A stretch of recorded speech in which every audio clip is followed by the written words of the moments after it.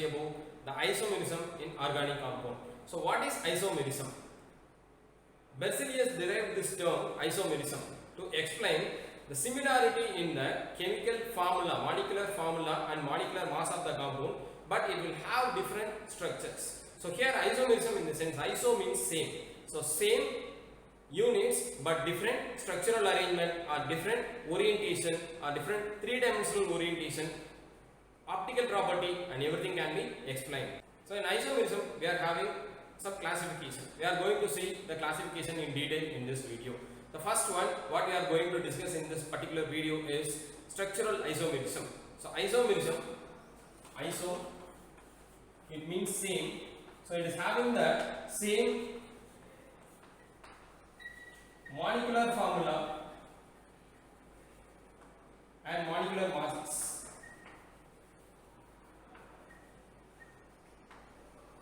But it will be different in its functionalities, chain length,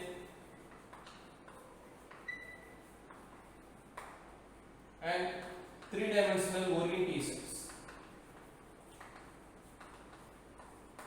So isomerism, iso means same.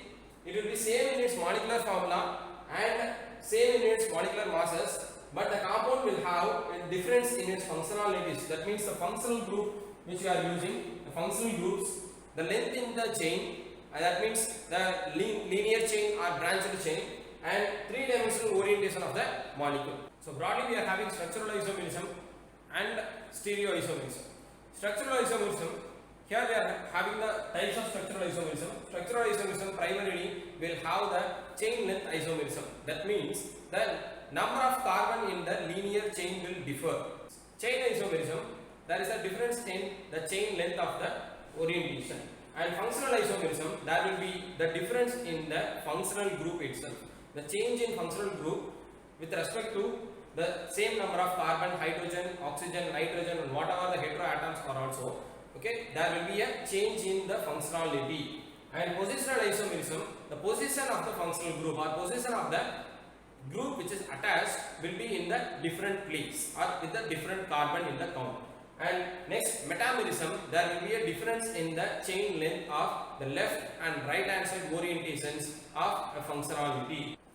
Chain isomerism is the first type. In this, the chain length, the carbon chain length, the parent carbon chain length will differ, right? For example, if I am taking pentane, having 5 carbon atoms, and satisfy all the carbons with hydrogen. This 5 carbon atom.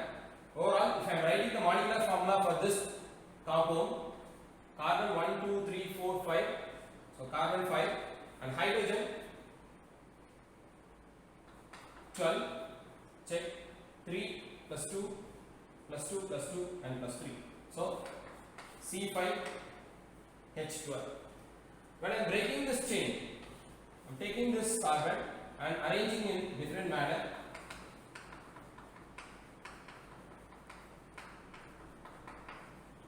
And I am placing this carbon over here. Now if I check, it will have the same molecular formula. Both this compound will have same molecular formula, but the name of this compound contains the linearity 1, 2, 3, 4 and 5 carbon atoms. So this is N-pentane. The name of the compound is N-pentane. And here the name of the compound 1, 2. In second position we are having a methyl group. So 2-methyl 1, 2, 3, 4 carbon. So butane. Here this is the difference in the chain length. So this is termed to be chain length isomerism. So check once again here. This is N-pentane with 5 carbon atom in the linearity, and here this is 2-methyl butane with the same molecular formula. But what happens in the sense, only the 4th carbon will be in the parent linear chain. Okay. For your information, for chain length isomerism, the minimum carbon required in a hydrocarbon alkane. Okay, so hydrocarbon alkane must be 4. So butane is the minimum molecule in alkane which can show chain isomerism. This is N-butane, and the chain isomer of N-butane is 2-methylpropane.